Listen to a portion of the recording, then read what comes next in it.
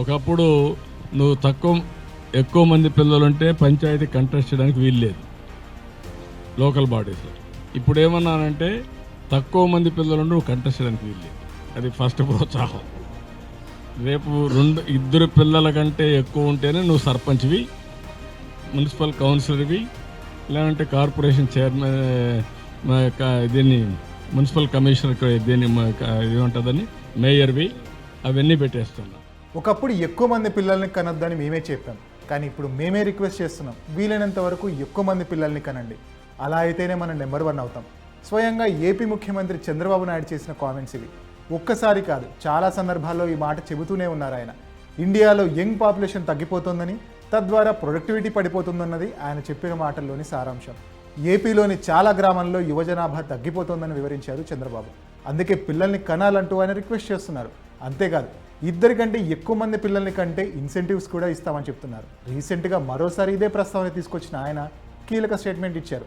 Local body ఎలక్షన్స్లో ఇకపై పోటీ చేయాలంటే 2 పిల్లలు ఉన్నవాళ్లనే అర్హులుగా కన్సిడర్ చేస్తామని ప్రతిపాదన తీసుకొచ్చారు.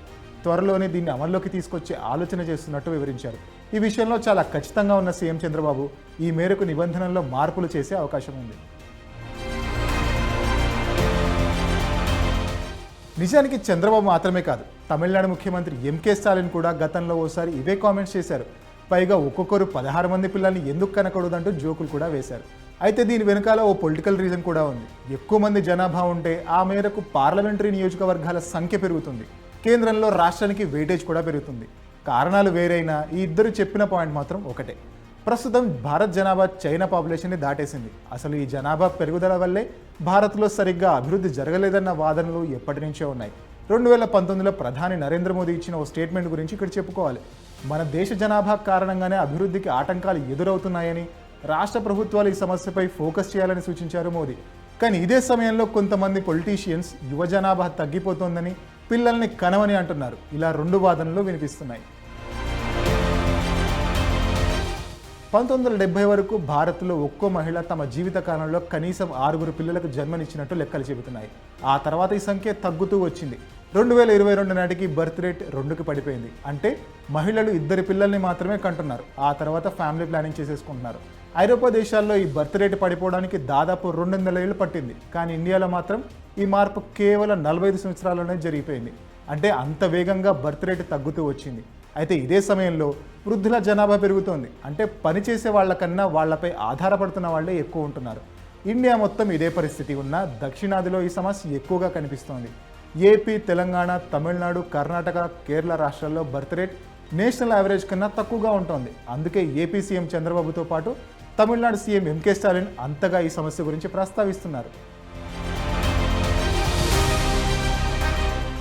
అసలు ముందుగా ఫ్యామిలీ ప్లానింగ్ పాలసీని అమల్లోకి తీసుకొచ్చిందే ఇండియా. 1950లోనే ఇది అమల్లోకి రాగా అప్పట్లో దక్షిణాది రాష్ట్రాలు కూడా ఈ పాలసీని అమలు చేశాయి. అయితే ఇప్పుడు పర్ క్యాపిటల్ ఇన్కమ్ బాగా పడిపోతుంది. ముఖ్యంగా సౌత్లో ఇది కాస్త ఆందోళనకరంగా ఉంది. ఇక్కడ బర్త్ రేట్ తక్కువగా ఉండడం వల్లే తలసరి ఆదాయం తగ్గిపోతుందన్నది ఓ వాదన.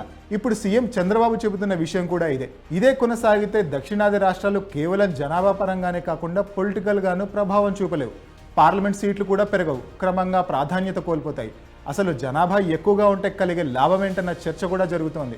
ఒకసారి దీన్ని లోతుగా చూస్తే జనరల్గా central taxes, income tax, corporate ట్యాక్స్ల ద్వారా ఆయా రాష్ట్రాలకు రెవెన్యూ వస్తుంది. అయితే జనాభా ఆధారంగా ఈ రెవెన్యూ షేర్ ఉంటుంది. అలాంటప్పుడు సౌత్లోని రాష్ట్రాలు ఈ రెవెన్యూని కోల్పోతున్నాయన్నది గట్టిగా వినిపిస్తున్న వాదన. అందుకే వీలైనంత ఎక్కువగా యువ జనాభాని పెంచుకోవాలని చూస్తున్నాయి దక్షిణాది రాష్ట్రాలు.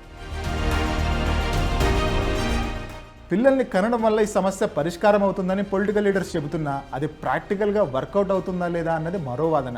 ఈ రోజుల్లో పిల్లల్ని పెంచడం అంత సులువైన విషయం కాదు. చాలా ఖర్చులు ఉంటాయి. అంతంత మాత్రం సంపాదన ఉన్న వాళ్ళు ఒక్కరితోనే ఆపేస్తున్నారు. 2 పిల్లలు ఉంటే మెయింటైన్ చేయడం కష్టమని భావిస్తున్న వాళ్ళు ఉన్నారు. ఇక 2 కన్నా ఎక్కువ మంది పిల్లల్ని కనమని చెబితే ఎలా రిసీవ్ చేసుకుంటారన్నదే కీలకంగా మారింది.